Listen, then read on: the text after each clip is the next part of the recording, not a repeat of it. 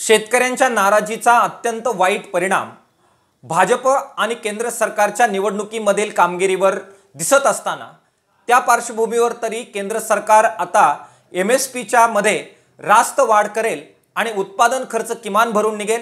Swaminathan आयोगाप्रमाणे C2+50% अशा प्रकारचा भाव हा MSPच्या माध्यमातून शेतकऱ्यांना जाहीर केला जाईल आणि शेतीमाल खरेदीचं धोरण सुद्धा तितक्याच ताकदीने घेतलं जाईल असं निवडणुकीच्या पार्श्वभूमीवर लागलेल्या निकालामुळे वाटत होतं। मात्र काल MSPचे भाव जाहीर करण्यात आले, त्याच्यामध्ये केंद्र सरकारने वाढीचा दावा केला असला तरी प्रत्यक्षात आकडेवारी पाहता ही अत्यंत कमी, तुटपुंजी आणि शेतकऱ्यांच्या जखमांवर मीठ चोळणारी वाढ करण्यात आलेली आहे। महाराष्ट्र सरकारने विशेषतः मुख्यमंत्री आणि कृषी मंत्र्यांनी कृषी मूल्य आयोगाची भेट घेऊन सोयाबीनला किमान 5200 किंवा 300 रुपयाचा भाव दिला पाहिजे अशा प्रकारची मागणी केली होती। किसान सभेने परिषद घेऊन किमान 7000 रुपये भावाची मागणी केलेली होती।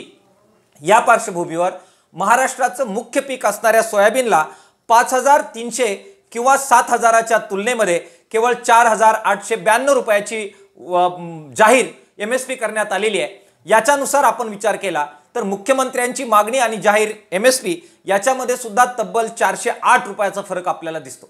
कापसासाठी किसान सभेने 10000 रुपयाची मागणी केलेली होती। जाहीर करण्यात आलेली कापसाची MSP ही 7121 रुपये आहे, म्हणजे तब्बल 2879 रुपयाचा फरक हा शेतकऱ्यांची मागणी आणि कापसाचा जाहीर झालेला MSP याच्यामध्ये आपल्याला दिसते आहे। केंद्र सरकार निवडणुकीच्या पार्श्वभूमीवर सुद्धा अजूनही त्यातून धडा शिकायला तयार नाही, शेतकऱ्यांची उपेक्षा थांबवायला तयार नाही। शेतकऱ्यांच्या प्रचंड आत्महत्या होत आहेत। विदर्भातून आलेली आत्महत्यांची आकडेवारी ही कोणत्याही सहृदय माणसाला नक्कीच त्याच्या हृदयाला वेदना देणारी आहे। असं असून सुद्धा अत्यंत कमी अशा प्रकारची वाढ करायची आणि केलेली वाढ सुद्धा एक प्रकारे सरकारी खरेदीची यंत्रणा उभी न करून ती शेतकऱ्यांना द्यायची नाही, अशा प्रकारचं धोरण केंद्र सरकारनं या सगळ्या संदर्भामध्ये घेतलंय। अत्यंत दुःखद अशा प्रकारची ही घटना आहे।